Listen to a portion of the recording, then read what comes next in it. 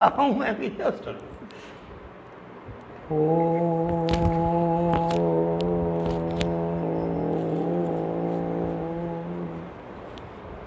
ओ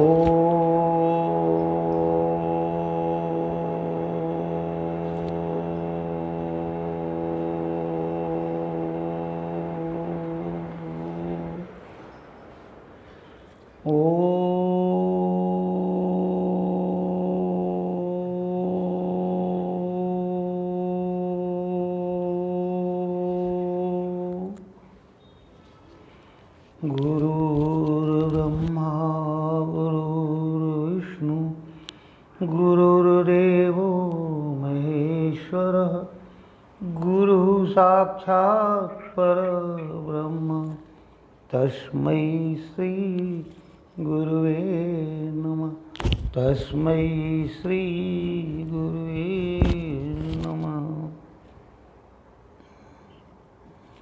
बोली सिद्धाश्रम की जय, माता बगलामुखी की जय, धूमावती माता की जय, सिद्धाश्रम की एक बार फिर से जय। आज सूर्य भगवान का दिन है, संडे, तो बोली भगवान सूर्यदेव महाराज की जय।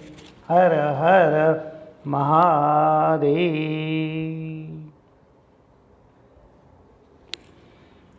कल मैंने आप लोगों को माता धूमावती के बारे में समझाने का प्रयास किया। आज थोड़ी देर उनसे संबंधित एक दो जिज्ञासाएं और स्पष्ट कर दे रहा हूँ।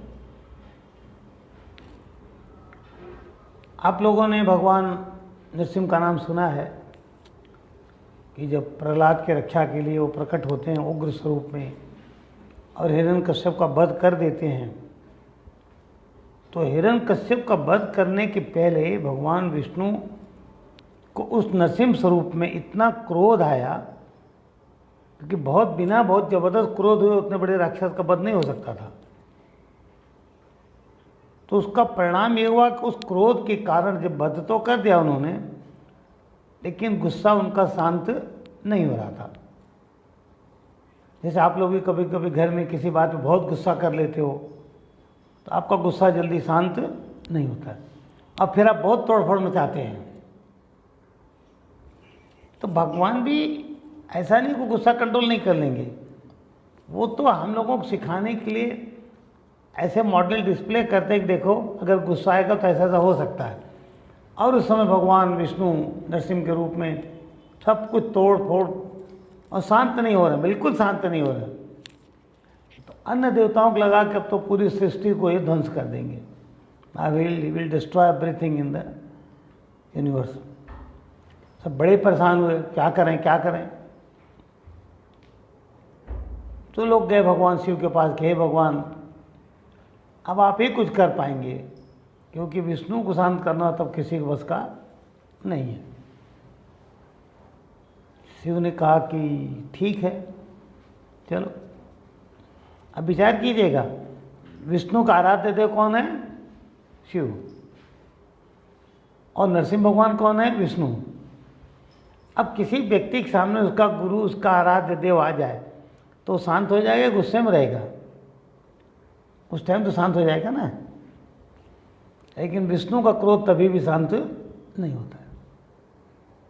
जैसे कभी कभी मैं आप लोगों को बहुत कुछ समझाता हूँ, फिर भी आप सुनने को तैयार नहीं होते हो, गुस्साए रहते हो। तब शिव ने देखा कि ये तो अब नहीं कंट्रोल में आ रहे हैं और डिस्ट्रक्शन करते जा रहे हैं। तो शिव ने एक अपना नया अवतार प्रकट किया, उसका नाम है सर्वेश्वर अवतार। सर्व प्लस ईश्वर। सर्व एक बर्ड है, पक्षी है, तो वो उन्होंने स्वरूप धारण किया भगवान शिव ने, और भगवान नरसिंह को लेके पंजे में अपने वो उड़ गए ऊपर स्पेस में। जब धरती पर बेस नहीं रहा विष्णु को, तो धीरे धीरे तो शक्ति सबकी कमज़ोर हो जाएगी ना। जब आपको कोई बेस ही नहीं रहेगा तब आप क्या करेंगे? धीरे धीरे आपको लगेगा अरे हम कहाँ हैं यार, और आप हेल्पलेस होने लगते हैं। और दूसरी चीज़ कि जिस इष्ट से आप शक्ति पा रहे हैं वही आपको कुछ नहीं करने दे रहा, तब आपकी शक्ति बेकार हो जाती है। तो कुछ देर बाद विष्णु को लगता है कि हम कहाँ, ये क्या हो रहा है। विष्णु अर्थात उस समय नरसिंह भगवान। तो फिर स्तुति होती है। मैं बहुत कटेल कर दे रहा हूँ स्टोरी। धीरे धीरे भगवान विष्णु का गुस्सा शांत होता है, पुनः अपने ओरिजिनल फॉर्म में। तो वो जो भगवान शिव का सर्वेश्वर स्वरूप है, उसको बहुत उग्र माना जाता है। उग्र मीन्स वेरी फेरोसियस, बहुत एक्सट्रीमली फेरोसियस, डेंजरस जो फॉर्म होते हैं वो महाउग्र। जैसे विष्णु को महाउग्रम कहा जाता है नरसिंह भगवान के रूप में, उग्र नहीं कहा जाता, महाउग्रम। तो वो जो शिव का स्वरूप था सर्वेश्वर का, उस स्वरूप को भी शास्त्रों में आगे जाके वर्णन किया गया कि धूमावती माता के अंगभूत देवता हैं वो सर्वेश्वर। हर देवी देवता के उनकी टीम होती है। जैसे प्रधानमंत्री राष्ट्रपति के सब मंडल में होते हैं ना, भाई आप ये हैं, आप ये हैं, आप ये हैं। तो धूमावती की अंगभूत शक्तियों में भगवान सर्वेश्वर का नाम है। मतलब वो धूमावती उस सर्वेश्वर को भी कंट्रोल करती है। अब आप अंदाज़ा लगाइए, इतना उग्र स्वरूप नरसिंह भगवान का, उसको कंट्रोल करे सर्वेश्वर, उसको भी कंट्रोल करे धूमावती, तो धूमावती कितनी उग्र होएगी। ये मैं आपको केवल समझा रहा हूँ। सारांश ये कहने का कि कितनी भी कठिन से कठिन स्थिति हो जाए, अगर ये धूमावती आप पर प्रसन्न होने लगती है तो निश्चित रूप से आपका कल्याण करके ही छोड़ेगी, इसमें दो राय नहीं है। तो ये मैं समझाना चाह रहा था। तो मुस्कुराते रहिए, धूमावती माता को समझते रहिए। कल मैंने धूमावती माता की एक साधना विधि बताई, समय कम था, बहुत डिटेल नहीं बता पाया, लेकिन मैंने कहा कि हमारे पुराने लेक्चर्स को सुनिए। सबसे बड़ी बात ये होती कि जो धूमावती माता के बारे में जो भ्रम लोगों ने फैला दिया है कि इनका दर्शन सुहागिन औरतों को नहीं करना चाहिए, ये भ्रम है। जब धूमावती माता शिव को निगल गई तो क्या उसके अन्य स्वरूपों के बाद शिव अन्य शक्तियों के साथ भैरव के रूप में नहीं रहे ना। तो ये लोगों ने ये भी एक भ्रम फैला दिया है। उनके ध्यान मंत्र में आता है कि विधवा काक ध्वज रथारूढ़ा विलंबित प्रवधरा। अब लोगों ने उसका अर्थ लगा लिया कि अगर हम इसका दर्शन करेंगे लेडीज लोग विधवा हो जाएंगी। ऐसा नहीं है, कतई नहीं है। लगभग 20 साल से तो मैं ही सबको सिखाता जा रहा हूँ, धूमावती साधना कराता जा रहा हूँ। बहुत कोट्याचन मैंने करा डाले, और ऐसा तो कोई फट से विधवा तो नहीं हुआ अभी तक, और जल्दी होगा भी नहीं। तो एक नेचुरल टाइम आता है, डेथ का वो अलग बात है। तो ये भ्रम निकाल देना चाहिए कि हम सुहागिन स्त्री हैं या हम पुरुष हैं, कुछ भी हैं। अगर सुहागिन स्त्री धूमावती का दर्शन करने के बाद विधवा हो जाती है, अगर, और रियल में नहीं होती है, तो अगर पत्नी वाला पति भी जाएगा दर्शन करेगा तो भी विधुर हो जाएगा। लॉजिक तो यही कहती है ना कि भाई एक देवी है जो विधवा कर देगी, विधवा कर देगी तो विधवा का अपोजिट विधुर है। जिसकी वाइफ मर जाए उसको विधुर बोलते हैं, जिसका हस्बैंड मर जाए उसको विधवा बोलते हैं, और कुछ नहीं है। तो अगर ऐसा होता या अगर ऐसा है तो जब धूमावती दर्शन करने आदमी जाएगा तो उसकी पत्नी मर जाएगी, और जब पत्नी जाएगी तो उसका पति मर जाएगा। तब फिर आपका करवा चौथ का व्रत रख के क्या करेंगे? ये भ्रम है, और लोगों ने इस भ्रम को इतना फैला दिया कि धूमावती के नाम से लोग डरते कांपते हैं, उसकी पूजा कोई करना नहीं चाहता। और धूमावती माता के ऋषि के उनके साधना में बड़े से बड़े महान ऋषि जो हमारे गोत्र के ऋषि हुए, परंपरा में हुए, जितने क्रोध के देवता हैं ऋषि लोग, वो सब के सब धूमावती के साधक रहे। दुर्वासा, राइट, अंगिरा, बहुत सब नाम गिनाऊंगा, बहुत टाइम चला जाएगा, परशुराम,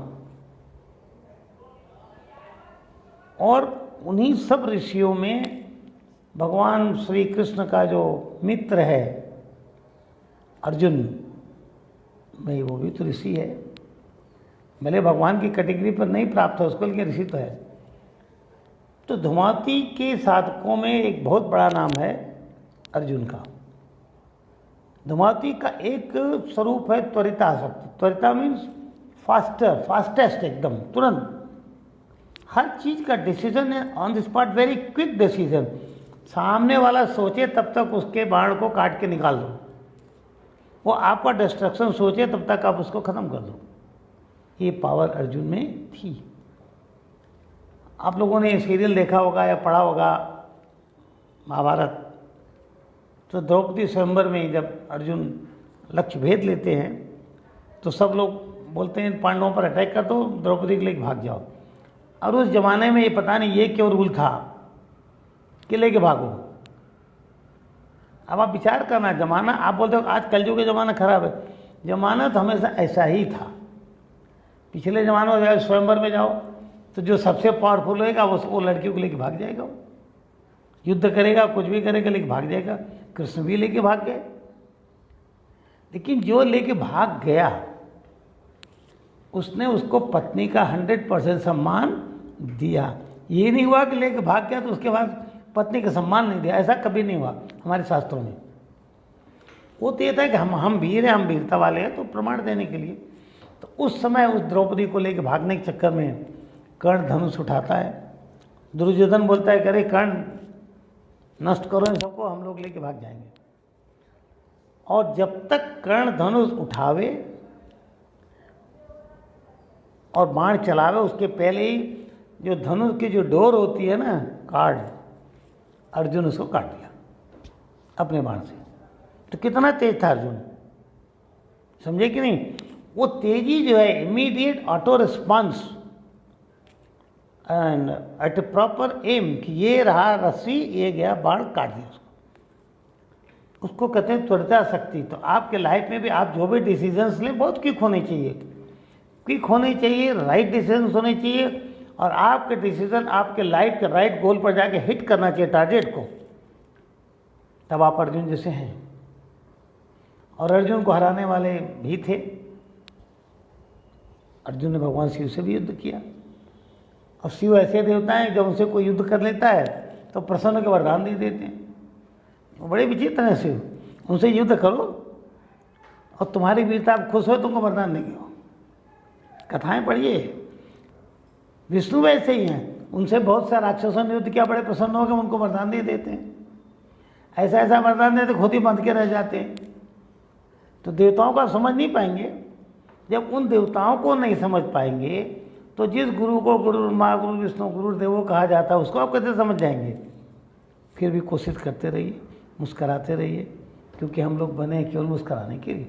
तो त्वरिता शक्ति की देवी धुमावती है। और अर्जुन का एक पूरा प्रयोग है तंत्र शास्त्रों में, ओम अस्य त्वरिता मंत्र से अर्जुन ऋषि, ऐसा करके। तो मैं मंत्र यहाँ नहीं बता रहा हूँ, इसमें टाइम जाएगा। तो धुमावती कितनी तेज है। और एक बार जो धुमावती खड़ी होती है, तो अभी तो आपने धुमावती एक स्वरूप पढ़ा कि ऐसी है, बाल ऐसे हैं, स्वरूप ऐसा है, लेकिन धुमावती का एक दूसरा स्वरूप भी बड़ा है शास्त्रों में, कि जब वो युद्ध करने के लिए प्रकट होती है तब तो ये तारा नक्षत्र सबको हिला देती है, सबको पकड़ करके तब खड़ी होती है वो युद्ध करने। ये धुमावती है।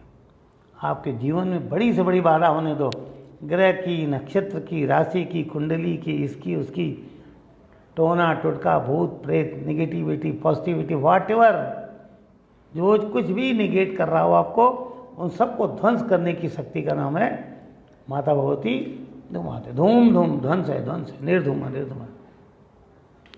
उस धुमावती के सामने कोरोना कोई बड़ी चीज़ नहीं है। अब कोरोना तो छोटी चीज़ है, आज आया कल कम हो जाएगा। आपके लाइफ में जो विसंगतियाँ आ रही हैं, जो कैलेमिटीज आ रही है, आपके जो सफरिंग्स आ रहे हैं, मेंटल डिफॉर्मेशन जो आ रहे हैं, उनको कौन नष्ट करे? वहाँ भी धुमावती की जरूरत पड़ती है। तो ये धुमावती के बारे में थोड़ा सा मैंने और एलेबोरेट किया। मैं अपना एक अनुभव आपके साथ शेयर करता हूँ। बहुत साल पहले मैंने अपने होम टाउन में, जौनपुर में, एक फैक्ट्री स्टार्ट की थी, soap manufacturing and detergent manufacturing. तो उस टाइम में ये जो कपड़े धोने वाले साबुन है, वॉशिंग लॉन्ड्री सोप, ये प्लस डिटर्जेंट जो आपका सर्फ, निरमा, एक्सेल, ये सब है, ये दोनों आइटम मैन्युफैक्चर करना मैंने शुरू किया था। तो it was round about 76 and 78 के बीच का पीरियड था। तो उस टाइम बहुत हार्डशिप भोगना था, शनिदेव चढ़े हुए थे, तो शनि नहीं चढ़ेंगे तो आदमी महान कोई बना नहीं सकता। और ईश्वर की इच्छा थी कि मुझे वो महान बनाए। तो जब महान बनाएंगे तो आसानी से दाल रोटी नहीं खाने देंगे, क्योंकि जो आदमी आसानी से दाल रोटी खाता है वो कभी महान नहीं बनता है। आप देखिए, वर्ल्ड वार के बाद सबसे ज़्यादा डैमेज हुआ जापान। कितना डेवलप हो गया? जहाँ कैलेमिटीज नहीं आती वो डेवलप नहीं होती, वो अपनी पूरी एनर्जी लगाते ही नहीं। इसलिए हर व्यक्ति को महान से महानतम बनाने में सबसे बड़ा अगर किसी एक हाथ है किसी ग्रह का, तो उसका नाम है भगवान शनिदेव। और वो भगवान शनिदेव माता धूमावती के साथ हैं। कहने का तात्पर्य है कि ये धूमावती ही आपको महान से महानतम बनाएगी। तो उसी फेज का मैं छोटा सा आपको रियल एक्सपीरियंस बता रहा हूँ। मैं और मेरी पत्नी दोनों थे। मेरा बच्चा उत्कर्ष जो है बहुत छोटा था, 1 साल के आसपास। हम लोग एक जंगल टाइप एटमॉस्फेयर में रहते थे, कुछ नहीं था, ऊपर एक सेट था, ओपन स्पेस था, कोई प्रोटेक्शन नहीं। रात को भी वहाँ चोर डकैत सब आते थे, बड़ा डर लगता था। वाइफ भी एकदम यंग थी, ये भी डर लगता है कि भाई कोई फालतू लोग आ जाएं। डरते तो थे हम लोग। हमारे साथ खाली एक आदमी रहता था। हम लोग रात को ये चाकू, तलवार, भाला ये सब लेके सोते थे बिस्तर में अपनी सिक्योरिटी के लिए।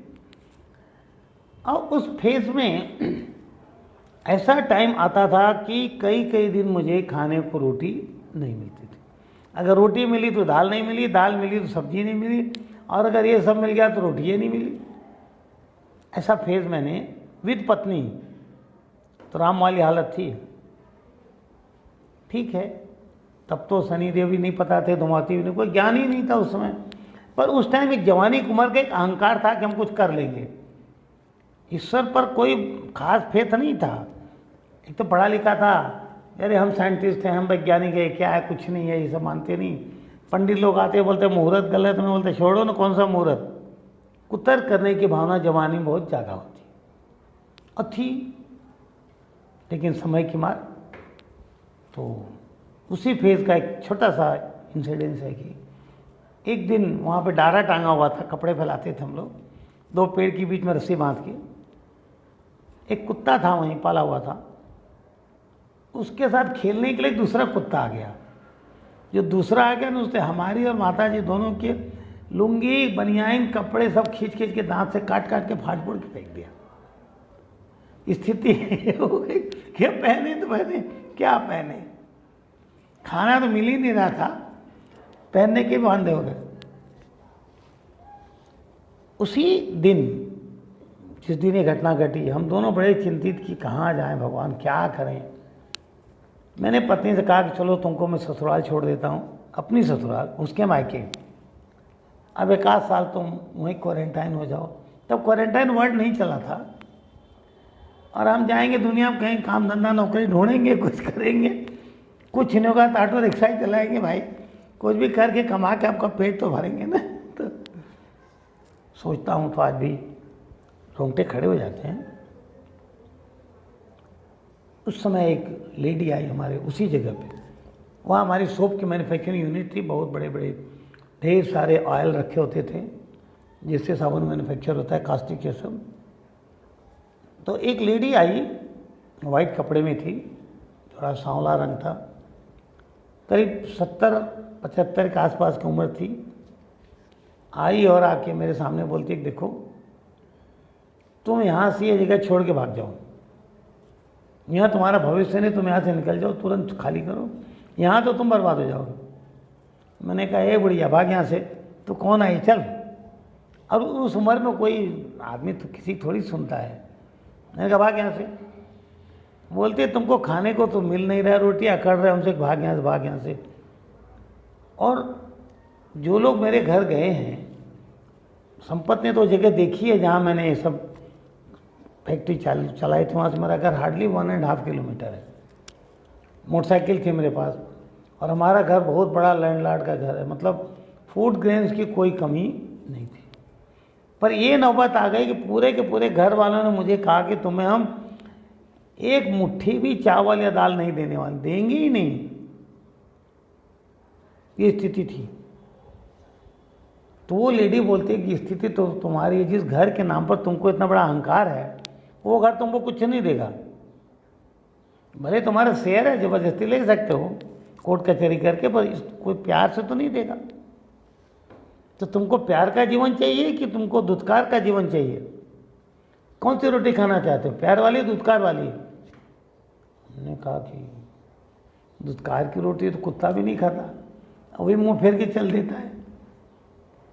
तो मैं तो मनुष्य हूँ, तो बोली इसलिए कह रही हूँ जाओ यहाँ से।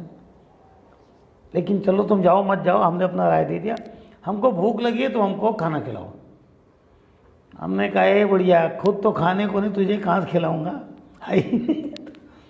बोलती रोटी खिला। मैंने कहा रोटी नहीं है, आटा ही नहीं है, रोटी कहाँ से लाऊं। हम लोग जिस पैन में कढ़ा बोलते हैं, जो लोहे का होता है, आयरन का पैन, जिसके अंदर ऑयल बॉयल होता है, तो उसमें तेल रखा रहता था। तो बोलती है कि उसमें तेल है ना, वो तेल लाओ निकाल के, रोटी बनवाओ, रोटी हमको खिलाओ तेल से। मैंने कहा वो तेल खाने वाला नहीं है, वो एडिबल ऑयल नहीं है, नॉन एडिबल है, उससे साबुन बनता है, इम्प्योर है, प्योर नहीं है वो खाएगी बढ़िया ना तभी लुढ़क जाएगी यहीं। फिर डॉक्टर आएगा, बोलेगा ये किसको खिला दिया, क्या मैं नहीं दे सकता। भाई तुम खिला, हमको कुछ नहीं होता है। कहा नहीं, आई कैन नॉट। और मान लो तेल तुमको दे भी दूँ तो लो तेल पी लो, पर रोटी तो नहीं है ना, आटा ही नहीं घर में। अंदर चावल माता जी पका रही थी, कुकर में से आवाज़, खुशबू आ रही थी। बोले अंदर चावल पक रहा है। मैंने कहा तुझे कैसे पता चावल पक रहा है, क्योंकि किचन दूर था। मैंने कहा तुझे कैसे मालूम भाई? बोलते वो खुशबू आ रही है। मैंने कहा इतनी दूर से तुमको खुशबू आ रही है, 200 फीट दूर से तुम खुशबू खींच रहे हो चावल का, नाटक करते भाग यहाँ से। मैं उसके एक चक्कर में भाग जाए कि वो भी थी एकदम अड़ियल। बोली भागूंगे नहीं, देखो चावल पक रहा है, अपनी पत्नी को बुलाओ, वो अपने हाथ से खिलाएगी तो ही खाऊंगी, और तुम्हारे कहने से तो खाऊंगी भी नहीं हो, तुम आदमी अच्छे नहीं हो, इज्जत नहीं करते लेडीज़ का। पत्नी आई, क्या झगड़ा है, मैं बता दिया। पत्नी बोलती है माता जी कुछ है नहीं, अब आपको सूखा चावल कैसे दूँ? बोलती है नहीं सूखा नहीं, ये तेल मिला दे, उसमें नमक मिला दे और हरी मिर्ची वो मिला दे। बगल में करौंदे का पेड़ था एक छोटा सा, उसमें छोटा छोटा ऐसा करौंदा फटता था। बोली वो कुछ करके उसका चटनी बना दो, हम खा के जाएंगे, खाएंगे जरूर, तेल से ही खाएंगे। और वो वास्तव में खाई तो सही, माता जी ने खिलाया, क्योंकि माता जी अपने हाथ कभी किसी को भूखा नहीं जाने देती हैं। आज भी यहाँ बंदरों को खिलाती है, सुबह से घंटों खिलाती हैं, वो ईश्वर की कृपा है। खाने के बाद में वो लेडी बोलती है जाओ मेरा आशीर्वाद है, अब तुम लोग यहाँ से चले जाओगे, बहुत जल्दी तुम लोग का बहुत डेवलपमेंट होगा। और मैं वो हूँ जो तुम नहीं पहचान रहे हो, बहुत बड़े बड़े घरों के मालकिन मैं ही हूँ, मैं राजा महाराजाओं के घर में रहती हूँ। मैंने कहा बुढ़िया तेरा भी फटा हुआ कपड़ा पहने घूम रही है, पाँव में चप्पल नहीं, कुछ भी नहीं, और रहती है बड़े बड़े राजाओं के घर में, बड़े बड़े मंत्रियों का सबका नाम बताती थी, उसके यहाँ रहती हूँ, उसके यहाँ। मैंने कहा, और उसके बाद गई, कुछ दूर जाने के बाद में सीट डिसअपियर, फिर वो विजिबल नहीं हुई, न मैं देख पाया ना माता देख पाई। उस घटना के बहुत साल बाद, मतलब ये 78 के आसपास की घटना, मुझे एग्जैक्टली कुछ याद नहीं है, और 90s के 90 के बाद भी 95 के आसपास समझो, मेरे समझ में धुआंती आने लगी धीरे धीरे। और उसके बाद जब साधना में एकदम पारंगत होने लगा, पारंगत तो नहीं कर सकता, मतलब थोड़ा डेवलप होने लगा, तो उस धुआंती स्वरूप समझ में आने लगा। हमने कहा अरे वो धुआंती ही थी जो मैंने देखा था। बाद में उसके भी 4-5 साल बाद, मतलब समझो कि 2000 एकदम शुरू हो गया, तब जाके एक दिन हमने आह्वान किया तो वहाँ बोलती तुझे तो पहले मिल चुकी हूँ मैं वही तो हूँ, तेरी साबुन फैक्ट्री में आई थी, आशीर्वाद दे गई थी। उसका आशीर्वाद जब फलित हुआ तो धीरे धीरे मैं आप लोगों से मिला, बगला पीठ स्थापित हुआ, महाविद्याओं का मिशन शुरू हुआ, और आज मैं उसी धुमावती के बारे में आपको ज्ञान दे रहा हूँ। पर इस पूरे प्रकरण में सबसे ज़्यादा महत्व किसका है? ये गुरुमंडल का है। पूरा क्रेडिट किसी एक गुरु को नहीं जाता, पर वास्तव में जाता तो गुरु को ही है, क्योंकि गुरु शब्द तो बहुवचन भी है और गुरु शब्द सिंगुलर भी है, सिंगुलर भी है, प्लूरल भी है। जब हम गुरु कहते हैं तो combination of all it becomes plural, और जब हम ऐसा गुरु बोलते हैं तो इट बिकम सिंगुलर, एक वचन। एक वचन में तो हमारे गुरु जी आ जाते हैं, बहुवचन में ब्रह्मांड सारे गुरु आ जाते हैं, सारे देवी देवता आ जाते हैं। एक दिन महाअवतार बाबा ने कहा कि तुम लोगों के या तुम्हारे जन्म लेने से पहले से ही हम लोग संचालन करते रहते थे, तो हमेशा वह गुरुमंडल भविष्य में आने वाले हर साधक के पीछे अपना पूरा प्लानिंग रखता है। बिना उनकी प्लानिंग के सब घटनाएं घटती नहीं है। और उसी फेज में मैंने रात को शिव भगवान को सपने में देखा, और शिव भगवान ने मुझे बहुत कुछ है, मैं ज़्यादा डेप्थ में नहीं जाया, इंस्ट्रक्शन दिया कि तुम ये जगह छोड़ो जाओ। और विदिन 3 डेज मैंने सब प्लेस छोड़ दिया, चला है बम्बई। आया तो पापड़ तो बेले खैर, और बम्बई भी जब आया पहली रात, तो बम्बई ने जो स्वागत किया वो भी बड़ा मुझे याद आता है। कभी मैं सोचता हूँ कभी अपनी जीवनी लिखूँ, बनाऊँ, क्या करूँ, टाइम ही नहीं है। रेलवे स्टेशन पर उतरे भांडुप, हमारे पिताजी बेचारे चाल में रहते थे। उतरते ही बम्बई की बारिश, उस ज़माने में बारिश बहुत होती थी, यूपी में बारिश उतनी होती नहीं। भीगते हुए हम लोग, उस दिन कुछ हड़ताल भी था ना, कुछ टमाटो नहीं था, तब टैक्सियाँ होती थी खाली, कोई मिले ही नहीं। एक ठेला गाड़ी वाला मिला, जैसे तैसे लेके आया। पिताजी घर में आया, चाल का घर, ऊपर कौला, जो टाइल्स बोलते हैं, मंगलोरी टाइल्स, जो मिट्टी का पका के बनाते हैं। एस्बेस्टस शीट नहीं थी, वही था। तो उसमें से भी ना, उसमें गैप होता है, जब जोर से हवा मारती थी ना तो अंदर फुहार आती थी, तो जो बिस्तर होता था ना सब वेट होता था। मैं बोला वाह रे भगवान, बिस्तर भी वेट, एटमॉस्फेयर भी वेट, और वैसे भी दुख के मारे रो रो के आंसू तो बही रहे हैं। मुझे तो कम बते थे, पत्नी आड़ में रो लेती थी, सामने तो नहीं दिखाती थी। एक दिन बोलते हैं कि क्या यही सोच के हमारे पापा ने आपसे शादी की थी कि इंजीनियर है, अच्छा पालेगा लड़की को। खैर, शनिदेव धुमावती, बहुत साल बाद हमने ग्रहों से पूछा कि प्रभु वो हालत मेरी क्यों बनी? शनिदेव ने कहा मेरी कृपा थी तुमको महान बनाने के लिए। उस फेज में बाबा जी जो हमसे दिल्ली में मिले, उन्होंने कहा तुम मुंबई जाओ। अब मैं पूरी घटना नहीं बता रहा, समय निकल जाएगा। तो ये माँ धुमावती है, जब एक बार अपना वरद हस्त रख देती है, फिर आपके पास आने वाली लक्ष्मी को भगाने की ताकत किसी में नहीं। ये इस विषय को विचार करना। लक्ष्मी आना आसान है, टिका पाना बहुत कठिन है, उसको भगा देना तो बहुत सिंपल है। छोटा तो खोटा कर्म कर दो, लक्ष्मी भाग जाएगी, आप जेल में चले जाओगे, गई। अगर धुमावती प्रसन्न है तो आपकी आई हुई लक्ष्मी को जाने नहीं दे, क्योंकि श्रेष्ठा है। श्रेष्ठ का मतलब ये on the top of all, जो हर अवस्था में आपका भलाई करे, ये तो श्रेष्ठ हुई, लक्ष्मी श्रेष्ठा है। उससे भी बड़ी जो सीनियर वन वो ज्येष्ठा है, सीनियर वन। और उस लक्ष्मी के भी एक स्वरूप है, श्रेय और प्रेय। श्रेय मीन्स कल्याणकारी, जो कल्याण शब्द है, वेलफेयर, वो शिव के साथ ज्वाइंट है, वो साथ ज्वाइंट है। और उसके साथ प्रेय शब्द आता है, इसलिए गणेश जी के मंत्रों में आता है प्रिया नाम तो गणपति गुंगवा में, कि जो चीज़ें लाइफ में हमको बहुत प्रिय हैं, और प्रिय वही होनी चाहिए हमको जो हमारा आत्मा डेवलपमेंट करे, आत्मा का विकास करे। प्रिय ये नहीं दारू पी ले तो बोले अच्छी लगे ये करे, वो ये सब नहीं, अंत तो गत्वा आपका विनाश कर देंगी।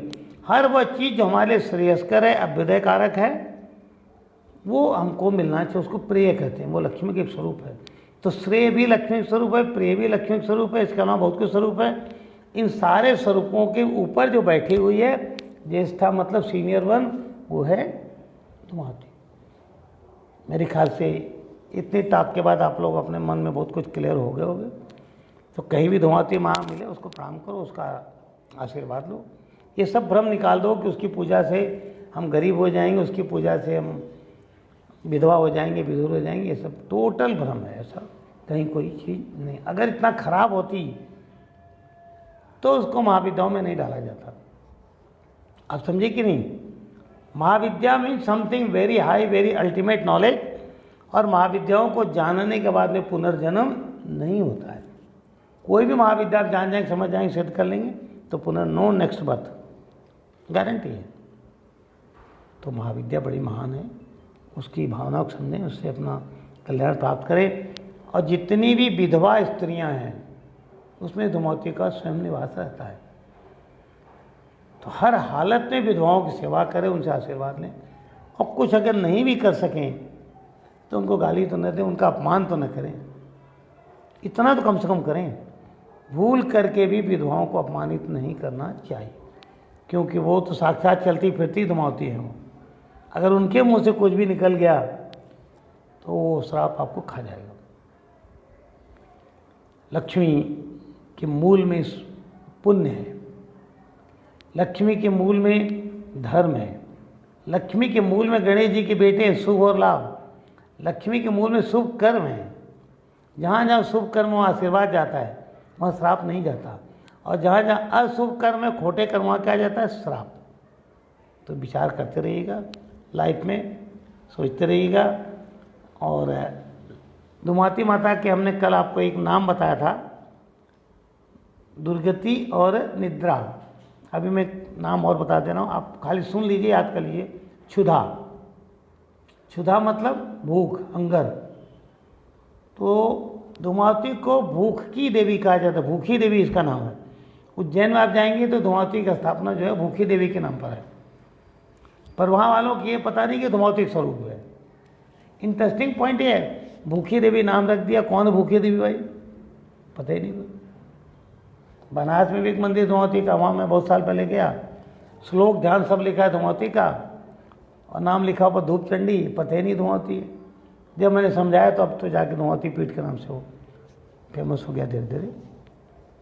तो भूख, भूख की देवी कौन है? समझ गए कि नहीं? और उसकी अपोजिट कौन है? अन्नपूर्णा। हर शक्ति का अपोजिट हमेशा रहती है, तो कभी भूलना मत। रावण है तो राम है, कंस है तो कृष्ण है, महिषासुर है तो महिषासुरमर्दिनी है।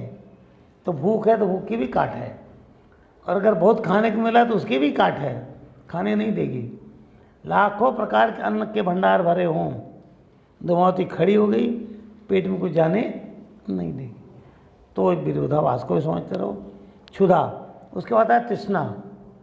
जब आप दुर्गा सरस्वती को पढ़ते हैं, या देवी सर्वभूतेषु क्षुधा रूपेण, तृषा रूपेण, तृष्णा रूपेण, शांति रूपेण इत्सेट्रा, नमस्तस्यै नमस्तस्यै नमस्तस्यै नमो नमः, ये अलग अलग स्वरूप आते हैं उसमें से कुछ स्वरूप किसी महाविद्या के साथ अलॉटेड है, कुछ स्वरूप किसी अन्य महाविद्या के साथ अलॉटेड है। और हर महाविद्या की अपनी मिनिमम 8 मेन पावर्स होती हैं, तो उसके बाद 16 उनकी सब पावर्स होती हैं, उसके बाद तो इनफाइनाइट पावर्स होती है। जैसे प्राइम मिनिस्टर, उसके कोर मिनिस्ट्री, फिर नीचे नीचे आया, ऐसा ही। तो तृष्णा मतलब होता है कि प्यास। अब ये तृष्णा कई प्रकार की है। एक होता है ना मृग तृष्णा, मृग मरीचिका, जो मिरेज बोलते हैं, क्या बोलते हैं अंग्रेजी में, जो बालू में रेत में जाता है हिरन को, उसको लगता है कि वहाँ पानी है, वहाँ पानी, पर वहाँ भागता है, पानी है नहीं कहीं, खाली इमेज में, रिफ्लेक्शन में भटक रहा है। तो जो माया में भटकता जा रहा है तृष्णा में, ये पा जाएंगे तो सुखी हो जाएंगे, ये पा जाएंगे तो सुखी हो जाएंगे, वो तृष्णा तृप्त न होने दे, उस कंडीशन को कहते हैं तृप्त। Means satisfied, satisfaction. तो हमेशा अनसेटिस्फाइड रखना मेंटली, उस स्टेट को तृष्णा बोलते हैं। रति, रति मीन्स हमेशा लिप्त रहना। हमारे सनातन धर्म में कामदेव रति, ये दोनों पति पत्नी माने जाते हैं। कामदेव मतलब गॉड ऑफ सेक्स, तो रति मतलब हर पल हम किसी न किसी फालतू काम में लीन रहे, उसी में डूबे रहे। हमको उपरति होनी चाहिए, रति अलग, उपरति अलग है। उपरति जाता है उच्चाटन के साथ, तो वो हमारा खराब चीज़ों में तो रति न हो, हमारी रति हो तो अच्छी चीज़ों में हो। तांडव स्तोत्र में रावण कहता है कि हे भगवान भोलेनाथ, प्रति क्षणम रति ममम, आपके अंदर मेरी रति हर पल लगी रहे, मेरा मन हमेशा 24 घंटा उसमें लगा रहे, अच्छी चीज़ों में। बुरी चीज़ों में आपको मन न जाए, वो रति शक्ति है। और निद्रा तो हमने बता ही दिया। दुर्गति कई बार बता चुका हूँ, दुर्गा माता दुर्गति की शक्ति है। दुर्ग मीन्स लाइक फोर्ट, किला, बहुत हार्ड जो प्रोटेक्टेड प्लेस होता है ना, स्ट्रॉन्ग एकदम, उसको दुर्ग बोलते हैं। तो आपके चारों तरफ जो बहुत हार्ड कंडीशंस हैं, तो आप दुर्गति में जाते हैं। गति का मतलब होता है मूवमेंट, मोशन, डायरेक्शन, इस दिशा में चलना, ये गति है। दुर मीन्स ऑलवेज बैड, दुर्बुद्धि, बैड बुद्धि। दुर्गति हमारी जो डायरेक्शन लाइफ की जा रही है वो खराब जगह जा रही है, डिस्ट्रक्शन, नो पीस, तो वो दुर्गति है, sufferings, you can say sufferings. तो वो उसकी भी देवी यही है। और दुर्गा माँ के बारे में बोलते हैं कि जो दुर्गति से निकाल ले जाए वो दुर्गा है। तो धुमावती, ये शक्तियाँ सब एक ही हैं, ऐसा मत समझना। निरति, एक रति एक निरति है, ये फिर कभी बताऊंगा कि उस समय बहुत कम है। और एक है रुषा, उसको रुक्षा भी बोलते हैं, रुषा बोलते हैं। रुषा का तात्पर्य होता है कि बिल्कुल हार्ड कोर, उनके लाइफ में कोई रस नहीं है। जैसे ये मेरे हाथ में एक फ्लावर है, ये तो अभी इसमें थोड़ा मॉइस्चर है, थोड़ा सॉफ्टनेस है, लिटिल सॉफ्टनेस। तो जब हम इसको टच करेंगे तो हमको सॉफ्टनेस फील होती है, थोड़ा कॉमनेस फील होती है। और एकदम जब सूख जाएगा, एकदम हार्ड हो जाएगा, तब छुएंगे ना तो ये रफ लगता है। तो जो रफनेस ऑफ करेक्टर है वो रुक्षा है, रुषा है। अक्षमा, लास्ट में कभी भी किसी को क्षमा ही नहीं करना, समझ रहे हो कि नहीं? क्षमा धर्म का सबसे बड़ा लक्षण है। क्षमा वीर सबूषण, क्षमा के बिना धर्म नहीं चलता। और कामाख्या माँ के पहले वचन में ये, शत्रु को भी क्षमा करना सीखो। और जिसके सर पे धुमावती का बैड इफेक्ट चढ़ा है वो कभी किसी को क्षमा नहीं करेगा। और जब क्षमा नहीं करेगा तो मज़ा क्या आता है पता है? सबसे दुश्मनी मूल लिए घूमेगा, और सबसे दुश्मनी मूल लिए घूमेगा तो हमेशा अपना सर पीटता रहेगा और बहुत परेशान दीवार में अपना सर मारेगा। तो ये सब बड़ी खुरापात है, पर सब अच्छा है। अगर माँ प्रसन्न हो गई तो कल्याण कर देगी आपको। तो उसके आंचल में जाके दादी है, नानी है, परदादी है, ऐसा सोच के जाएं, मुस्कराएं, एंजॉय करें, आपका कल्याण करेगी। और धुमावती माता के एक मंत्र मैं आपको चाहता हूँ बता दूँ। काशी में हम लोगों ने एक बार काशी में कोट्याचन किया था काल भैरव का, बड़ा कठिन कोट्याचन था। तो उसमें धुमावती माँ ने प्रकट होकर हमको मंत्र दिया था, बड़ा उग्र मंत्र है, तंत्र बाधा शत्रुओं से निवारण के लिए। प्राय ये मंत्र तो दिया तो नहीं जाता, पर मैं भी देख रहा हूँ फेसबुक में ज़्यादा तो मेरे शिष्य ही हैं, तो नो प्रॉब्लम। अब कोई दूसरा भी सुनेगा, अगर सही प्रयोग करेगा तो नो प्रॉब्लम, दुरुपयोग करेगा तो वो जाने, उसका कर्म जाने। हम लोग तो कर्म के लिए तो हम लोग जिम्मेदार नहीं है। मंत्र है ओम परम तत्वाय नारायण गुरुबन। पहले जप ले थोड़ी देर, ओम परम तत्वाय नारायण गुरुबन। उसके बाद थोड़ा काल भैरव जप कर लें, क्रोम क्रोम काल भैरव, क्रोम क्रोम स्वाहा। उसके बाद धुमावती माता का मंत्र है धूम धूम उग्र धुमावती। ये उग्र धुमावती का मंत्र है। मैं मंत्र अब से शुरू कर रहा हूँ यहाँ से। धूम धूम धुमावती देवी माँ नहीं चाहती कैसे मंत्र जा, लेकिन कोई बात नहीं, गुरु ने ठाना देगा ही। धूम धूम धुमावती धुरु धुरु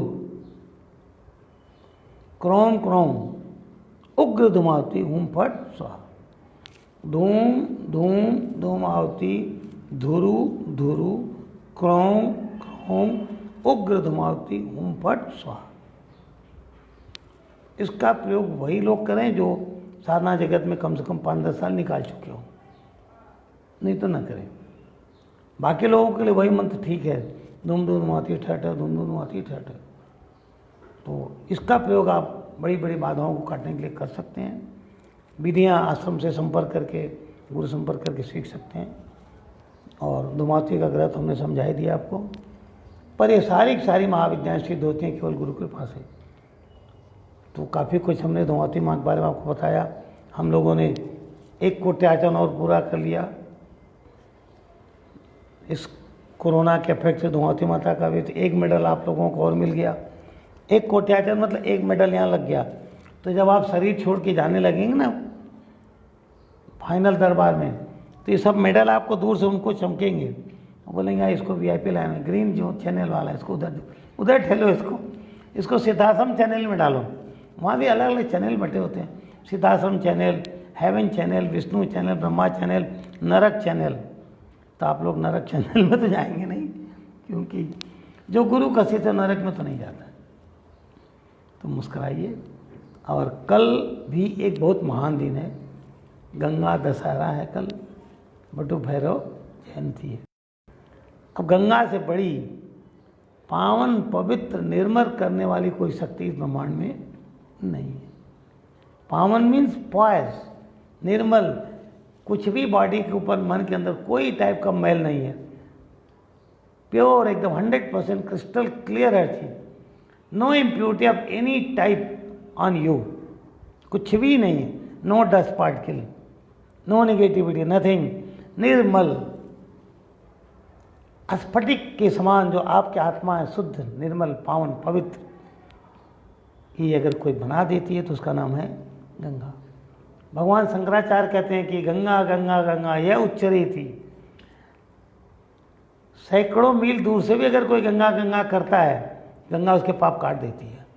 और अगर काशी में कोई आके 2-4 बार गंगा गंगा कर ले, बहुत बड़ी बात है। और काशी में गंगा में नहा ले तो बहुत बड़ी बात है। और गंगा में नहाने के बाद उस गंगा को समझ के जीवन भर अपने अंदर महसूस करता रहे, तो उसके लिए तो शिव लोग खुला है, विष्णु लोग, सारे लोग खुले हैं उसके लिए। फिर उसके बाद एक ऐसा ना ग्रीन कार्ड रहता है स्पेशल, कहीं भी जाओ, वो गंगा है। क्योंकि गंगा में दोनों जुड़े हैं, विष्णु भी शिव भी। बड़ा विचित्र खेल है गंगा का। विष्णु के चरण से निकलती है, ब्रह्मा जी कमंडल में जाती है, वहाँ से निकलती है, तूफान मचाती है, शिव की जटा में आती है। तो तीनों शक्ति तो आ गई ब्रह्मा विष्णु महेश की। और वो गंगा का अवतरण हुआ था पितरों की मुक्ति के लिए, आपको कथा मालूम। अर्थात आपके जितने भी फैमिली में, लीनिएज में डिससेटिस्फाइड सोल्स हैं, और वो जो भगीरथ के जो पितर थे वो कर्ष थे, श्रापित थे सब। श्राप वाला पितर का तो खेल बहुत कठिन होता है, इसलिए उसकी कई पीढ़ी लग गई, मुक्त नहीं हुए उसके पितर, क्योंकि श्राप वाले थे, इसलिए गंगा को आना पड़ा। आप इतने गंगा को मत समझ जाइए, ज़्यादा मैं नहीं समझा रहा हूँ। तो कल गंगा दशहरा है, कल उनका खास दिन गंगा माई का। आप उन्हें कल जरूर मनाएंगे अपने घर में। आपके सामने जो भी पानी हो, लोटे में, पात्र में, सोने का पात्र हो, चांदी का हो, तांबे का हो, जो भी हो, जो भी जल हो, उसमें गंगा का आह्वान करो। गंगे जमुने सरस्वती नर्मदे, ये मंत्र तो सभी को आता है, साधकों को। नहीं आता है तो हर हर गंगे बोलो, जो भी बोल सको, कुछ नहीं, हे गंगा मैया, बस इतना बोले, हे गंगा मैया हमको कुछ नहीं मालूम, आप इधर आइए, ये आप हैं। उस जल को गंगा माई का जल मान के पूजन करो, गंध अक्षत धूप दीप ये सब चढ़ाओ। चढ़ाने के बाद में थोड़ी देर बैठ के गुरु मंत्र का जप करो। उस जल से गुरु का विग्रह आपका इष्ट देव है, मान लो शालिग्राम है, विष्णु भगवान है, या श्री यंत्र, जो भी आपके इष्ट हों, उनको उसे नहला वला के अच्छी तरह मना के कल अपने पितरों का तर्पण उस जल से अवश्य कर लो अपने घर में ही। हमने संक्षिप्त विधियाँ सबको बता रखी है, बहुत लंबा चौड़ा विधान में हमने डाला नहीं। 2-2, 4-4 घंटे के सारे विधान को हमने 5 मिनट में कटल करके आपको दे दिया। कल पितरों का तर्पण अवश्य कर ले गंगा माई को मनाने के बाद, और ये प्रे करेंगे, हे गंगा माई हमारे पितरों को आप तृप्त करो, क्योंकि वो जो धुआंती तृष्णा रूप में है, प्यास, उसकी शांति गंगा कर सकती है। और मैंने कहा था कि शीतला और धुआंती दोनों साथ चलनी चाहिए, तो शीतला और गंगा ये साथ चलती हैं, क्योंकि सब शिव की बड़ी विचित्र शक्तियाँ हैं। तो कल गंगा माई को मनाइए, उनसे भी आशीर्वाद लीजिए, उनसे वरदान प्राप्त कीजिए कि हे माँ, मुझे शिव बना दे। जिस पत्थर पर गंगा धारा लगातार गिरने लगती है ना, वो पत्थर शिव बन जाता है। जिस पत्थर पर गंडकी नदी की धारा गिरने लगती है, वो पत्थर शालिग्राम बन जाता है, विष्णु बन जाता है। तो उन पत्थरों को भी अगर विष्णु और शिव बना दे रहे हैं नदियाँ, तो उनमें कोई शक्ति होगी तब ना। इसलिए हमारे भारत में नदियों को माता कहते हैं। तो गंगा गंगा है, इससे ऊपर तो कोई है नहीं। और ये गंगा जब सागर में जाके मिल जाती है, गंगा सागर हो जाती है, उससे ऊपर कोई तीर्थ ही नहीं है। और गुरु गीता में वर्णन है, गुरु विशेश्वर साक्षात जाह्नवी तत्क्षणोत्तम। इसका मीनिंग आपको मालूम है तो आप सब समझते रहिए, मुस्कुराते रहिए। और कल भी हम लोग एक बार लाइव फिर बैठेंगे, क्योंकि कल बटुक भैरव की जयंती भी है। बटुक भैरव श्राप निवारण के देवता है, समझ जाइए। गंगा भी श्राप निवारण वाली है और बटुक भैरव भी श्राप निवारण के देवता है। तो कल हम लोग आधा घंटा 45 मिनट उनकी भी चर्चा करें, उनको भी जप लेंगे, थोड़ा मना लेंगे। और उसके बाद हम लोग अगला जो भी कार्यक्रम होगा उसके लिए तैयार रहेंगे। गुरु पूर्णिमा आ रही है, कोरोना के टाइम पे गुरु पूर्णिमा बड़ी इंटरेस्टिंग होगी। इस समय तो सारे नवरात्रें बड़ी इंटरेस्टिंग हैं, सब कुछ अच्छा है। पर एक सत्य तो है कि कोरोना ने हमारे साधकों से तपस्या बहुत करवाई, और हमारे साधक तपस्या के गंगा सागर में स्नान कर रहे हैं। इतना समुद्र सा लहर आ रही है उन सबके ऊपर। शक्ति पुंज एक प्रकट है। आप जिस दिन कभी दीप चक्षु जगेगा, आप देख पाएंगे कि आप लोगों ने क्या कमाया है। जैसे एक देश को चलाने बनाने के लिए हर नागरिक प्रयास का, तब देश डेवलप होता है।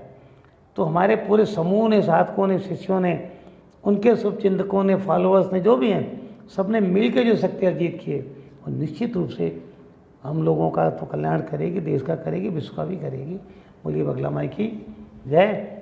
आज का प्रवचन यहाँ समाप्त। सबको बार बार मेरा धुमावती माँ की तरफ से, सभी गुरुओं की तरफ से आशीर्वाद।